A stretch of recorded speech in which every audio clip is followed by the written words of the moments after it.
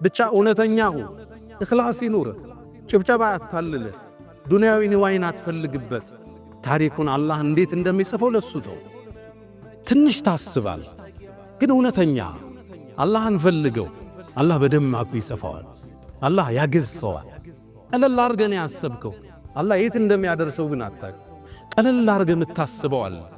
አንተ ትንሽ ይመስልሃል አርrahማን ግን እየሰራ ያለው ሌላ ينشر لكم ربكم من رحمته ወቅቶ አላህ ላይ ተመኩ አላህን እውነት አሉት እውነት ብሎ ጠበቃቸው አላህ ያሰቡት ትንሽ ነገር ነበር ሀገር ለውጦ ትውልድ ለውጦ ታሪካቸውን አላህ አተመው ይሄ የወረደው ቁርአን አላህ ዘንድ ካለው አርሽ ሰሌዳ ላይ የተጻፈ ነው እዛ ተዘግኖ ነው የመጣው ነብዩ አለይሂ ሰላቱ ሰላም እንዳሉት እናታችን ሀጀራ የነብዩላህ ኢብራሂም ባለቤት በረሃ ላይ ኢብራሂም አለይሂ ሰላም ጥለዋት ሄዱ ለማን ነው የምትተውን አንተ ኢብራሂም ለአላህ ተባለች አላህን ተማመነች ውሃ ፍለጋ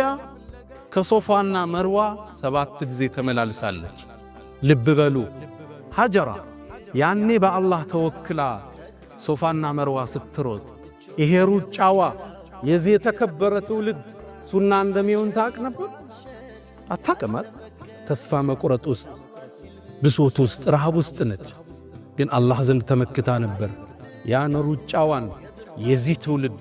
የሐጅ ፕሮሰስ ውስጥ አላህ ከተተው ነብዩ አለይሂ ሰላቱ ወሰላም ሰሃባዎቹ ሶፋና መርዋ ተመላልሰዋል እኛም ሄደን ሶፋና መርዋ እንመላለሳለን እሷ ስትሮጠው አላሰበችም የዚህ ትውልድ ሱና መሆኑ አላህ ዘንድ ተመካች አላህ አልፎ ቆያት የዚህ የተከበረ ትውልድ የነብዩ ትውልድ ሱና አደረገላት በረሃ ላይ እኔን ተመክተሽ ሩጠሻል ገና የነብዩ ኡመት ያስታውሱሻል ቀለል አርገን የምታስበው ነገር ኢኽላሱ ካለ አላህ ዘንድ እርግጠኛ ከሆንክ አላህ የሚሰራው ነገር ሌላ ነው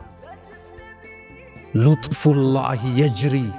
ወዐብዱሁ ላ የድሪ ይላሉ ሰለፎቹ የአላህ እዝነት እኮ ባሪያው ላይ ይፈሳል ባሪያው ግን አያውቅም ይላሉ